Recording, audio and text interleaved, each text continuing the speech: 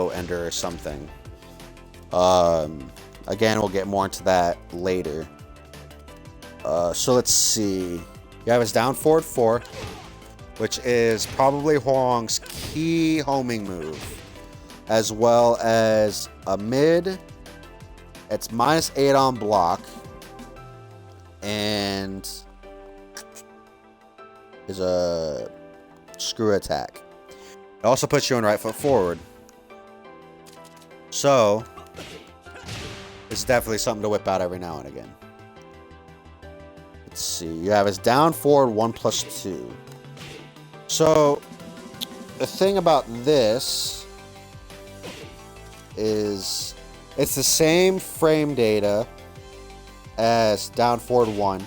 It's a 12 frame startup, so it is a little slower. However, its recovery is... Oh, my bad. It's a 13 frame startup. That's my fault. And it's -2 on block. However, it does do that 2 extra damage. And it has more range. So, the biggest difference between your down forward 1 and your down forward 1+2 is this has a little bit faster recovery. Its range is garbage, and it does 10 damage. This one is -2, so it's a little bit more. It's a little bit slower.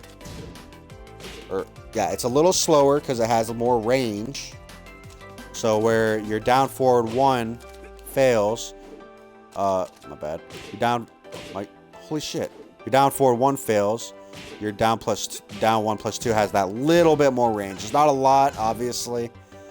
Basically, any of Hwoarang's punch moves has no range to it, aside from a couple. But this is definitely one of those moves. You can switch these up back and forth, and it really won't make a big difference. But I'm not going to get into details with it. There's nothing really too special about it at all. Let's see. So yeah, remember your down forward 1+2 is -2 on block. 13 frame startup, nothing bad. So it's the same startup as your down forward 1. You have your down 3/4. And this move isn't quite as valuable as it used to be. It's still natural, so if the low hits, the high is going to hit no matter what, so they at least gave you that. As well as it puts you in right flamingo stance, and it's actually +8 on block. So you actually have more than enough time to do anything else before they can even get a punch off. So that's actually really good either way.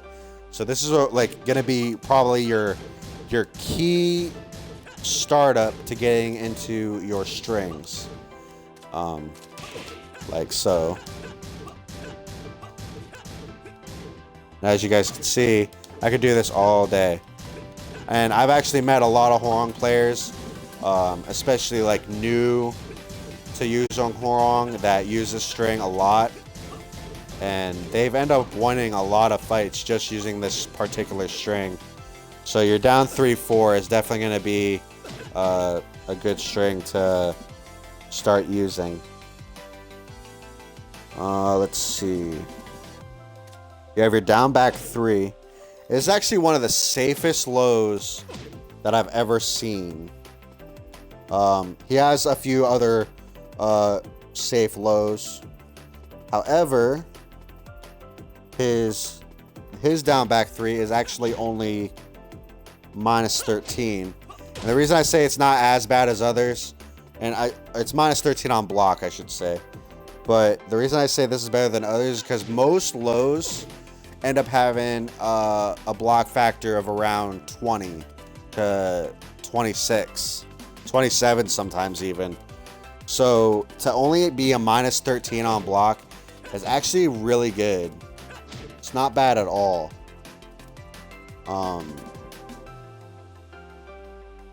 But this still, it has its risks. You know, being minus 13, you can get jabbed for it, and you can't stay crouched, so it does make it harder to be punished. And then you can do any of your wall rising moves as well, and we'll get into that later. And another good poke is going to be your down back 4. I do want to get into this move for a moment because I see a lot of people trying to use this and they don't know how to use this properly. Because I see a lot of people using this whole string. And the thing about Hwoarang is the same with his down 3-4 and his 1-1-3-3 is he's had these moves since Tekken 3. These have always been his go-to moves since the very beginning. And the thing about this move is there's nothing natural about it. So you want to be really, really careful using this. It's easily ducked, as you can see. Like I only have my AI to guard all, and this is fast enough to easily be ducked from it. So my big thing is be careful using this. And this does have a factor of if you hold forward, you can actually get into right flamingo stance from this, and that's actually makes this move a whole lot more valuable than a lot of his other lows and a lot of his other strings, and as a matter of fact. And even on block, it's only minus 12. So this makes this a lot more valuable now.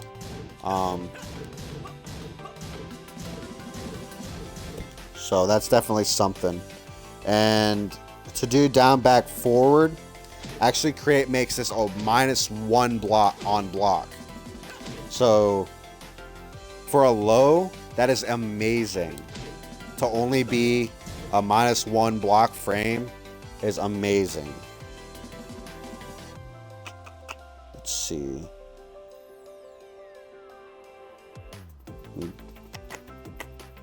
So our next move, I don't even want to do that anymore. Oh, my bad. So you have his back 1. So I love this move. I use a lot, actually. The only problem with it is it's minus 13 on block.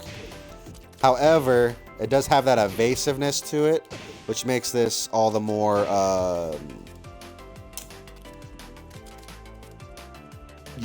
effective. As you can see, the range is kind of garbage on it.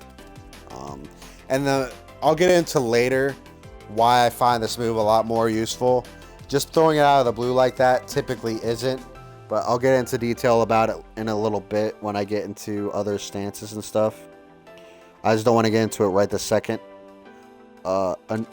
This move is actually really good. His back 2. It's actually only -9 on block, so it's not bad. The only thing that's really, really crappy about this is its range. I tend to use this a lot, only because of the sidestep.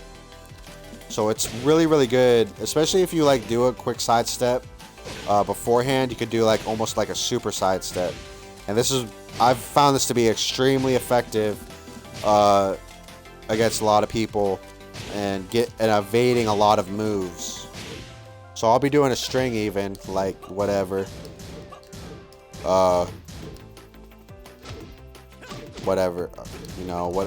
Just doing whatever. And I'll do a sidestep, and obviously it didn't hit him because he's not doing anything. But I'll do that quick sidestep and then back 2, and I'll beat them before I'll actually do damage to them, and they won't do anything to me. So I found it to be really useful. But it's only -9 on block, so it's pretty decent. Let's see here. You have your back 4. This is pretty decent. It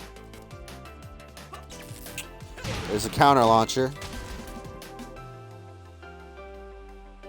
and it puts you on right foot forward. And it's -9 on block as well.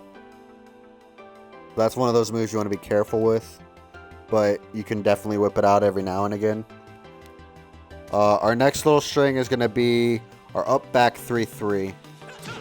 And believe it or not, this move is actually +3 on block. And if that mid actually hits, this is a natural combo.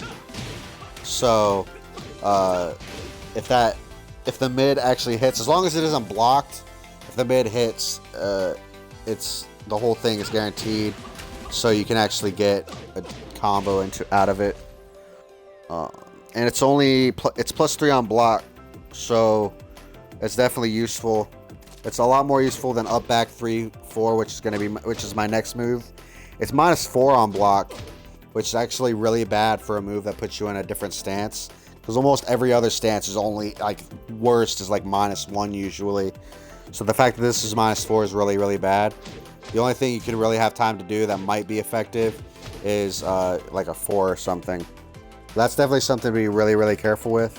But it's really good though. It does, what is it, 16.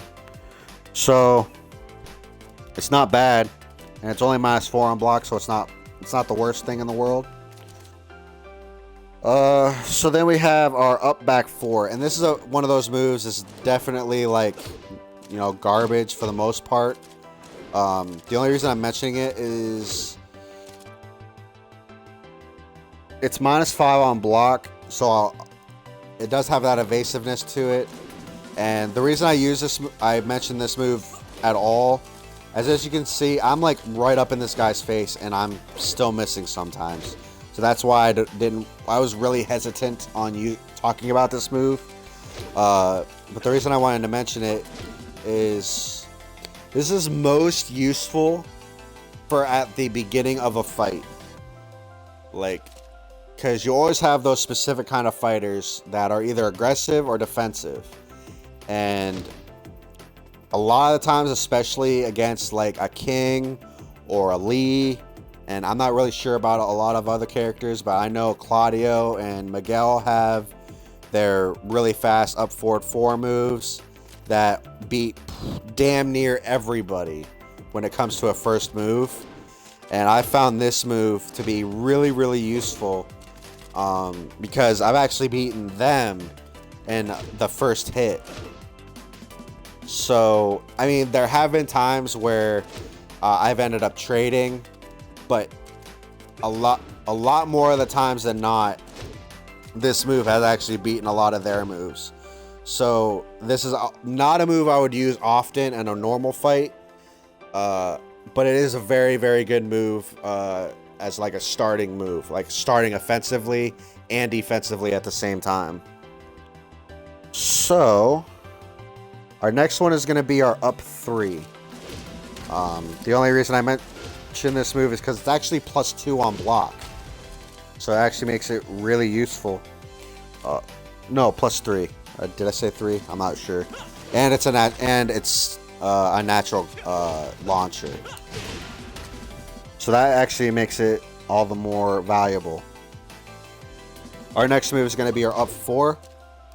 And this is actually 0 on block. The only thing about this which makes it useful is that you can actually get some moves out a little faster than a lot of people will be able to. You might trade if they do a jab, but basically anything else you should be able to beat them too out of that move, out of that stance. So that makes it really, actually makes it really good.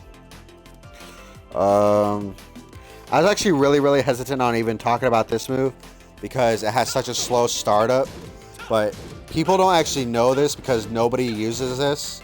I've actually used this a few times, and believe it or not, this is actually +5 on block. No bullshit, it's +5 on block. So I would actually suggest using this move, like maybe not all the time, but if you're pressuring somebody and they're just sticking, you know, with the defensive and they're not really doing anything, this might be something really good to just